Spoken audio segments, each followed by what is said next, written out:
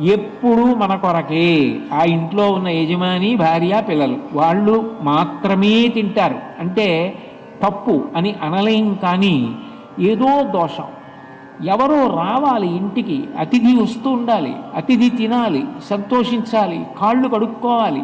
అప్పుడు కదూ ఆ గృహస్థాశ్రమానికి ఓ ధన్యత.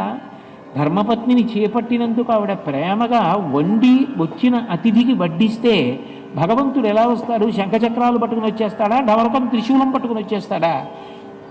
అతిథి దేవో భవ, అతిథి రూపంలోనే వస్తాడు. వచ్చి ఆయన తిన్నదేదో అది పరమేశ్వరుడికి చెల్లింది. పరమేశ్వరుడు తృప్తి పొందిన తర్వాత అదే నిన్ను ఆపదల నుండి గట్టెక్కిస్తుంది.